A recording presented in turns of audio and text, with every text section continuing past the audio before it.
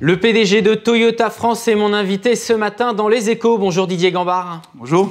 Toyota renforce sa présence en France dans son usine d'Onin, près de celle de Valenciennes, où sont actuellement produites les Yaris. 300 millions d'euros d'investissement, mais combien d'emplois ? Alors, au total, ce seront 700 emplois qui seront créés à horizon 2020, 300 immédiatement, pour renforcer et préparer la montée en puissance de cette usine qui, comme vous l'avez rappelé, produit la Yaris.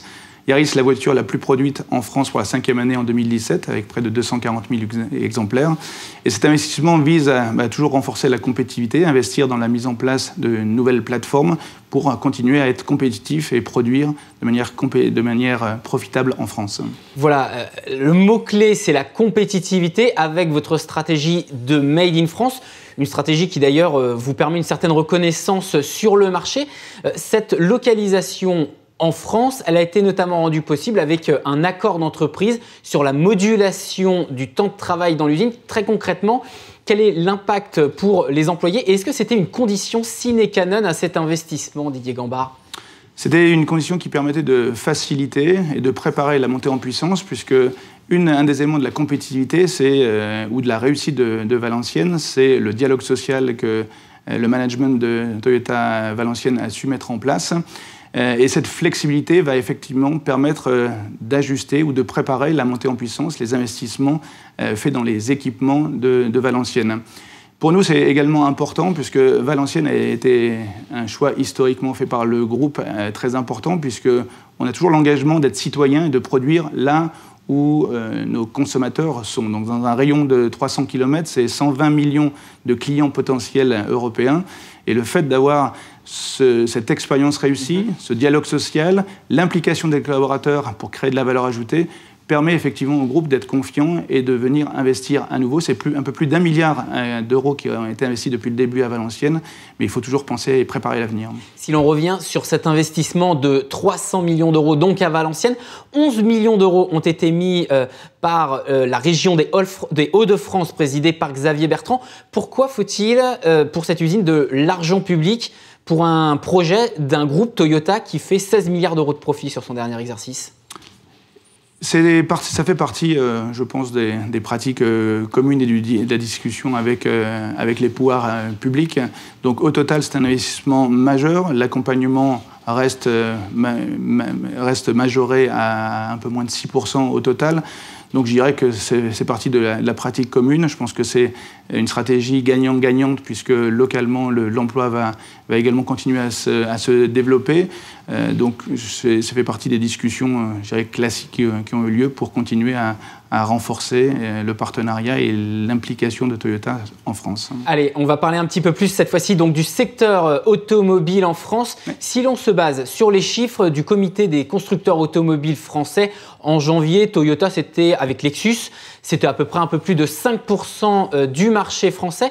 Quelle part représentent les modèles hybrides dans vos ventes ? Alors, on a atteint un record puisque au mois de janvier, le mix des ventes hybrides a atteint plus de 70%. Donc 7 Toyota sur 10 vendus en France en ce début d'année. C'était 6 sur l'ensemble de l'année, 6 sur 10 sur l'ensemble de l'année 2017. Mais on est toujours en train d'accélérer et aujourd'hui, en 2018, c'est 7 Toyota sur 10. C'est 9,9 Lexus sur 10, notre marque premium, qui sont vendus avec la technologie hybride qui rencontre un franc succès. En France ? En France. En France. Forcément, on vous a ce matin sur le plateau, on ne peut que vous poser la question. En juillet dernier, le ministre de la Transition écologique, Nicolas Hulot, a dévoilé le plan climat avec notamment une mesure, une annonce qui a fait beaucoup de bruit, la volonté d'arrêter dès 2040 la commercialisation des modèles à essence et diesel. Est-ce que ça va rebattre les cartes sur le marché automobile, Didier Gambard ? C'est une annonce qui nous va bien, puisque avant même cette annonce, le groupe a annoncé il y a quelques temps maintenant le plan environnemental 2050. Et c'est très agréable et très important pour un acteur économique d'avoir une vision long terme. Parfois, le temps politique à court terme n'est pas celui du temps économique. Là, ça permet de nous préparer, de se projeter, et la vision, on la partage complètement, puisque ce plan environnemental du groupe vise à réduire de 90% les émissions de CO2 par rapport à la situation qu'on connaissait en 2010. Donc, on est complètement aligné. L'avantage, c'est qu'on se sent bien préparé, puisque je le disais aujourd'hui, on vend 1 million de véhicules hybrides tous les 10 mois dans le monde. On a déjà un pied dans la technologie du futur avec la Mirai, qui n'est pas un concept, mais qui est la voiture hydrogène qui roule déjà dans les rues de Paris.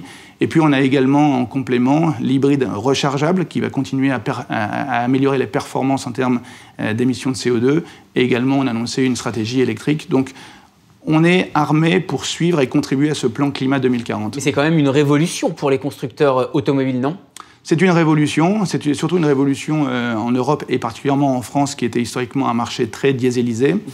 De notre côté, on se sent prêt. Je vous le disais, 70% des ventes du mois de janvier, on va rester sur la photo 2017, 60% sont déjà hybrides.